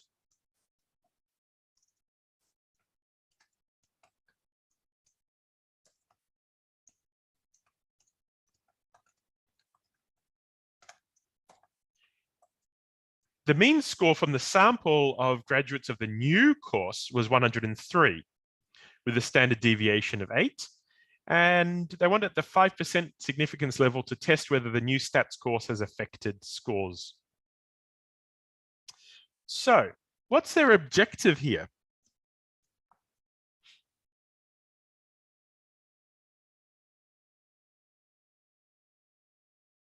What's their objective?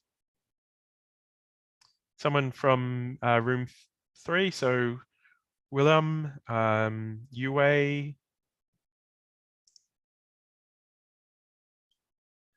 or Chenyu or Stella, want to tell us what are their just to check whether the new course is effective or not. Yeah, does it work? Yep. Have they wasted their money on investing in a new course? What's the decision variable there?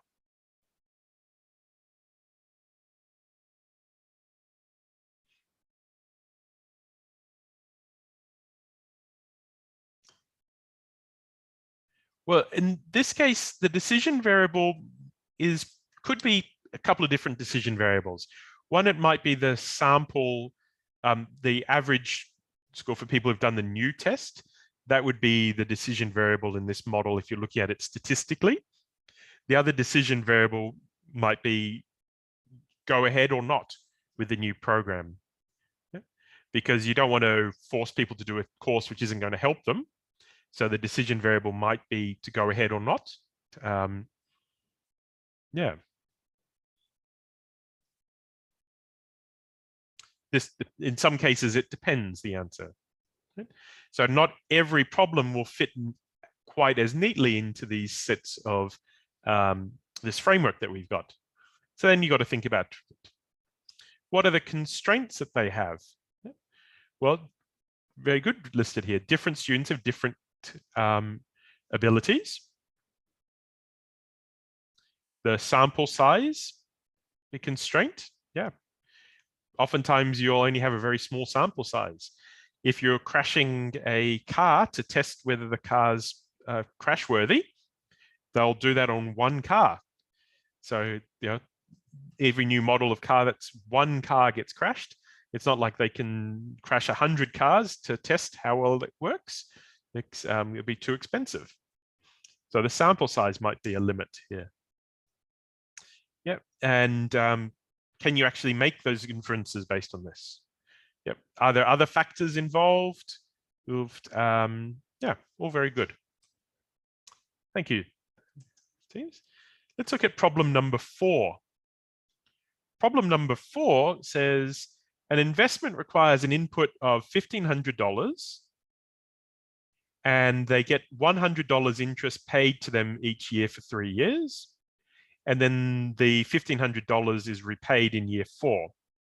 So if the required rate of return is 6%, is the investment worthwhile? So what's the objective here?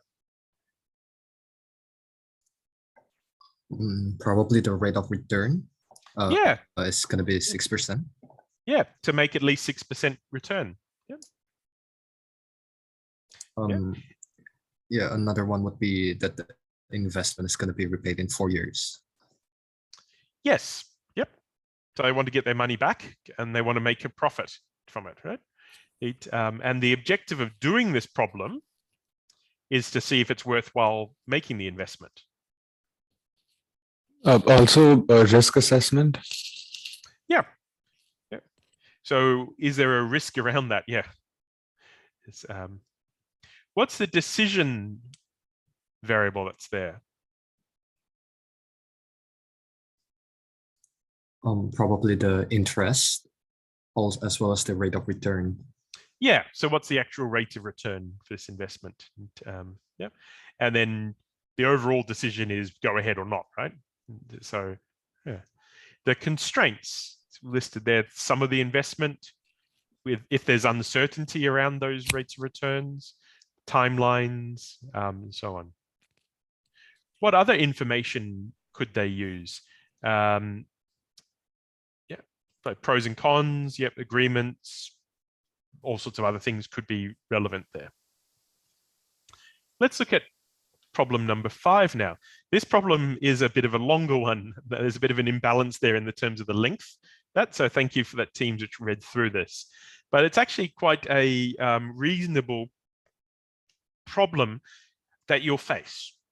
So a company produces radios and they have three options. They realize that their production equipment is getting a little bit old. Their factories are a bit old, a bit outdated. They could do nothing, carry on as they are with their existing production equipment. They could refurbish their existing machines.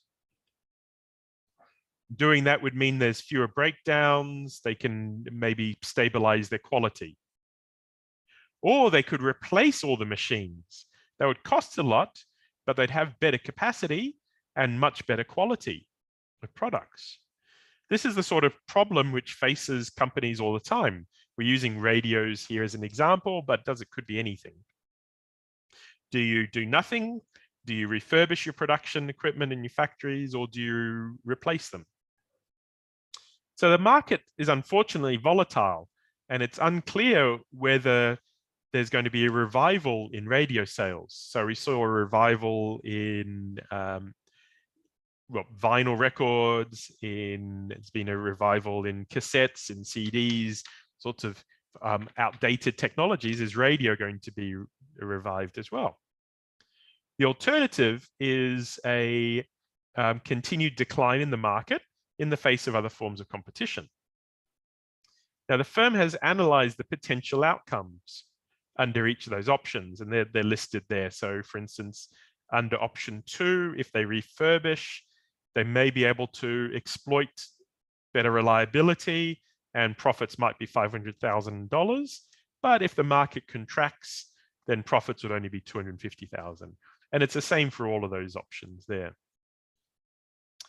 So in this case, the problem's quite long, but the objective is quite straightforward, isn't it? What's the objective there?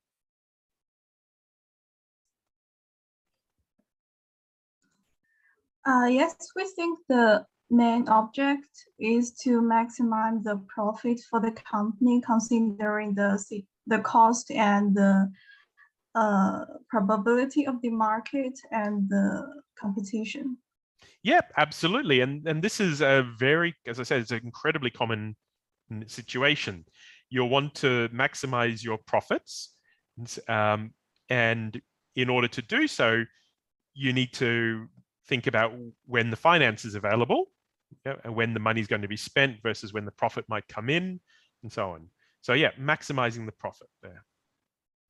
What's their decision variable? You have like things like kind of your market demand versus the reward of the cost of investing in new machinery or the cost of repairs. Yep. I guess, yeah, it also varies based on if the data sets that are actually analyzed by the firm are accurate to the point of making the decision based on their prediction. Yeah. So the overall decision they're going to want to make is what to do, which of those options to implement. And the decision variable is going to be based around the expected profit and risks and so on. So yeah, thank you. What are the constraints that they face? You got usual supply chain ones if you're looking at the repair of the machines. So like cost of repairs, access to the parts, supply chain of the parts itself, and then cost of, do you need new skilled labor for the new machines and stuff like that. And then against that, you also have other things like if you don't invest in the broken machines, you might actually incur additional costs from injuries or loss of actual product output and unable to meet the demand. And if the demand in the market grows, then you shoot yourself in the foot. So yeah, that sounds like other information that would be relevant, doesn't it? Yeah. So yes, the constraints there are what the machines are capable of, what the market can bear, how much finance is available at the moment, all of those. Yeah, and then there's a couple of different payoffs listed there, so part of the other information. So yeah, this is quite a realistic problem. What you would look at is, well, what's the likelihood of the market. So what's the market going to do in the future? That's what you need to predict. We've got a couple of scenarios, but which is the most likely? What's the outcome under each of those? Well, we've calculated that. And then what are the risks under each of these options? What are the potential upsides, downsides, and make a decision. You can see that option 1, do nothing, gives you low profits in both situations. Refurbishing could give you quite a bit more profit if the market goes well, but not if the market contracts. And then the full investment could give you a lot of profit, but it could also make a loss. So there's risks around that, isn't there? And you start to think about that. So if you any, if you had the choice between those 3 options based just on the basics information, what would actually be the best option for that? Like, would it actually be worth that risk? Or I reckon between 1 and 2, you may as well just go 2 because you're still going to stand to gain about the same. Yeah, I think, yeah, good question. So it depends on your risk appetite. So if you're a risk averse person, that means you don't want risk, you would go with probably option 2, because so it's got higher profits under both than option 1. So looks like a better option 2 on the face of it, looks better than option 1. Then the question is, would you prefer to have a reasonable profit no matter what? Or are you wanting to chase that $1 million? So if you're a entrepreneur, you'll go, let's go for that $1 million, because then I could be rich, I'll get a yacht and so on and all that. And then don't worry too much about the losses. If it's your family business, well, then you might be more conservative, right? Yeah. All right, cool. Yeah, so that's we can model that, what the options are, but then the actual decision, that ceases to be a quantitative decision, that becomes more about your style, isn't it? Your management style, your risk appetite. Yeah. The benefit of quantitative analysis is that we can come up with these numbers, we can list the alternatives and so on, and then we can give people an understanding of, well, if you choose this, these are the risks you're taking on. Yeah. So you can put numbers to it, and hopefully reduce some of those risks. Good. Yeah, any other questions or comments about that activity? Okay, well, now we're going to go on to have a look. Well, it's 8:30 now, so usually I'd like to give you an extra break, but that activity we took a bit longer to go through, but I think it worked well. So would you be comfortable if we kept going until 9 o'clock, maybe finish a little bit early? Isn't that? Yep. I think so. Yeah, okay, great. Yeah, so I'm seeing some nods there. Okay, so what we're going to look at now is activity 2, understanding the data. So let's go to activity number 2.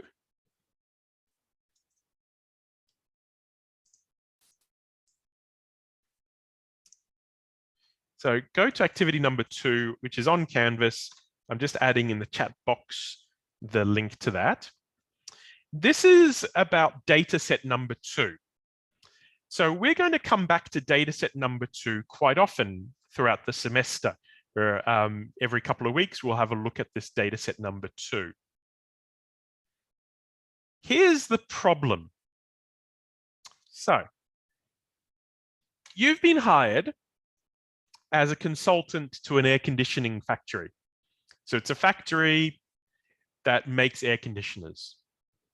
You're a consultant to a firm who's somehow found themselves owning an air conditioning factory. They never thought they'd buy one. They got it as part of a purchase of another company that just happened to also own this. When they found out about this, they went to have a look and see what was what. And what they found is absolutely shocking. The company is very concerned at what they found. What they found is that production is highly variable from shift to shift and day to day. They don't know what's going to happen from day to day. Maybe they'll get a lot, maybe they won't get much. They want to know what's happening and why that's happening. As logistics and supply chain management experts, you're going to go into that factory, have a look, work out what's gone wrong with it, and think about what can be done to fix the problems. Now, before you go in, you're going to have a look at the data that they've collected for you. What they've given you is 50 days worth of data for each of the 3 shifts they have per day. They've got 3 shifts per day, morning, afternoon, and evening. They're giving you data on production in the factory for the last 50 days. They've collected information on how many air conditioning units are produced each day. Some other data that they've collected, they've put in there. So that's the problem. So what's the problem? Well, production is very volatile. They don't know why. They want to know why. That's your objective is to work that out. In your teams, I want you to explore that data set number 2, which is linked from the Canvas site. And I'll post a link into the chat box to that data set, and I will see if I can share that data set with you.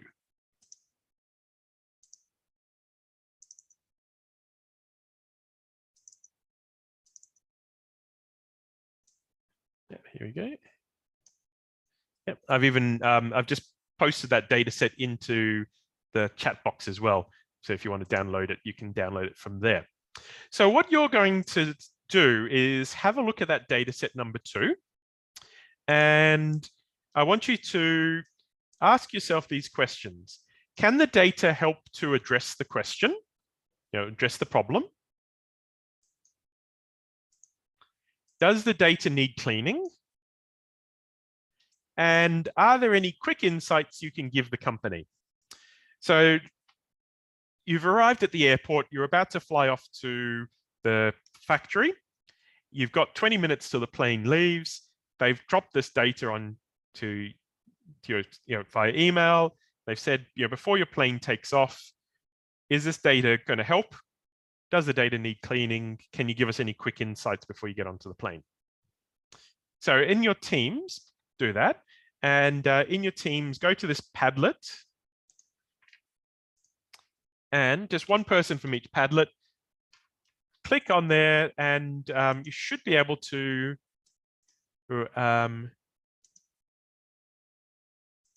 add some. That's how you do that. Yep. Oh, yeah. There's a little plus button at the bottom right-hand corner. So you press that, and then you can add something and publish it. Yeah, and it appears there.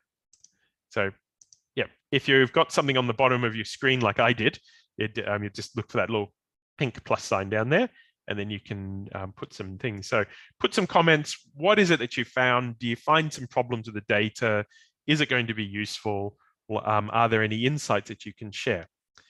So is that clear what the activity is? Okay, excellent. Well, I'll open back up the breakout rooms, go back into those breakout rooms, and have a look at the data and see what you come up with.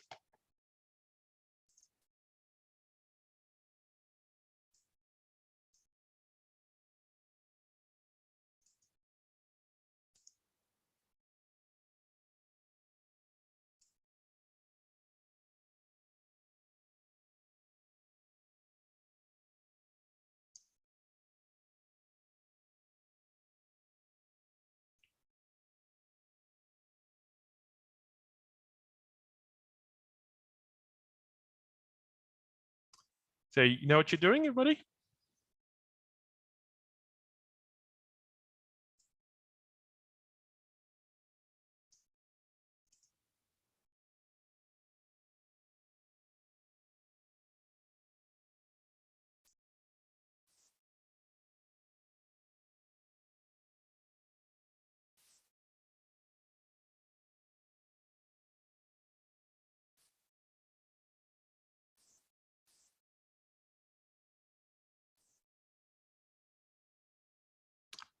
Welcome back. Thanks for coming back in.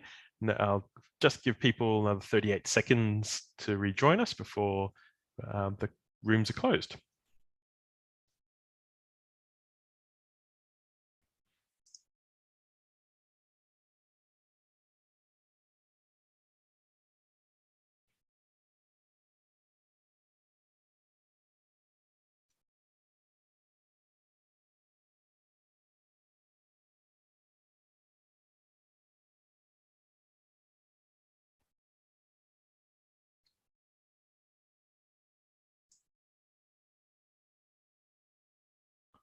Okay, welcome back. So, hope you all did well on that. I've looked through the Padlet and it looks like you've all come up with some good insights. I'm going to share the data set and let's talk through this. So, does this data set help you? Remember, the problem was trying to work out what's going on with production, why it's so volatile. Does this data set help to address that? Any thoughts? To some extent. Okay, that's good. Good. Yeah, why do you say that? We have seen just very preliminary, we have looked at the data, sorting it on the various columns. We found that whenever there are a good number of managers, even though if there is breakdown or a less number of machines are being operated, the production is relatively higher than expected with the number of machines. So we found that probably managers could be a key point. Even one manager could make a difference. And our team member Bernie pointed out probably each machine might have a limited number of workers that they can work on. So in that case, there could be a lot of workers, but not too many machines running. So some workers are just laying around waiting for their turn to work on the machines. Good. Yeah. So your team found some insights as to what the data may be able to tell you. What that means is that you've got data on production and you've got data on some other factors, which your team was able to think, well, some of this looks like it's relevant. Some of it looks like the mathematically, it seems to be related. And certainly theoretically, there could be a relationship there. So that was good. Well done, team. Did any other teams come to the same conclusion or a different conclusion?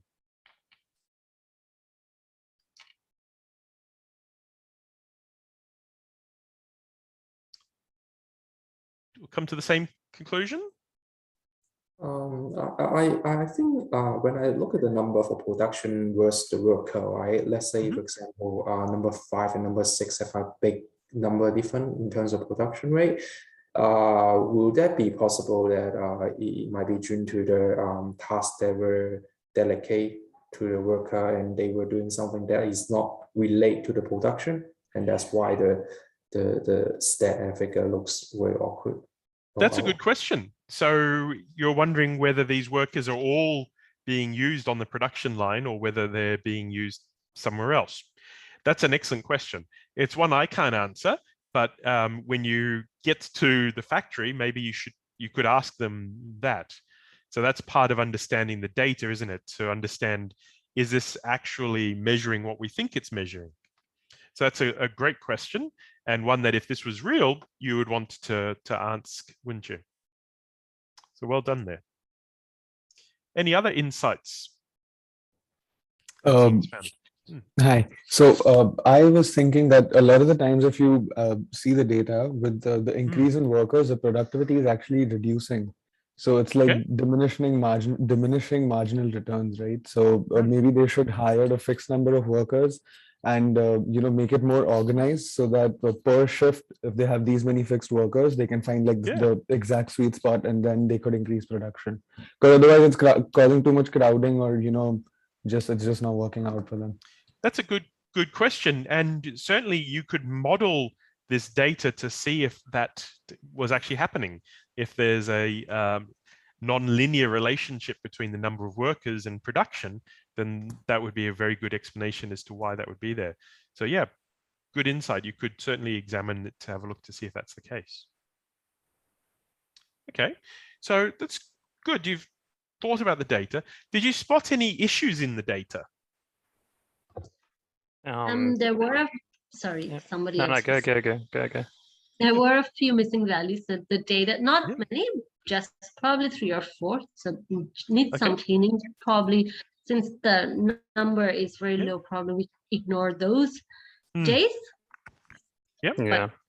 Some data cleaning.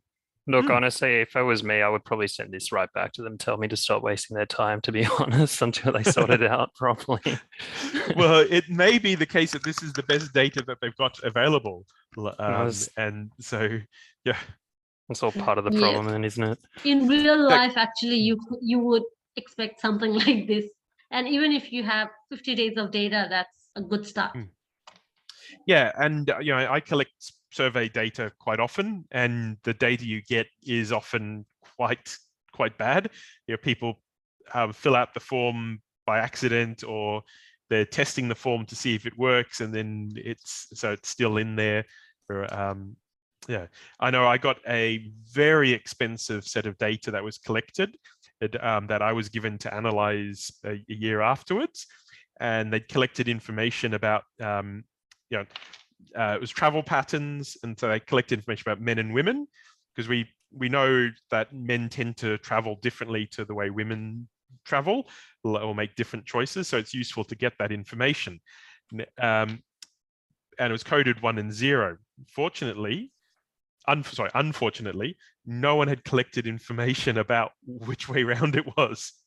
So this was millions of dollars worth of data that they didn't have something which was vitally important. Now, the person who I gave me the data said he thought it was this way around, and when I analyzed the data, it was consistent with that being way around.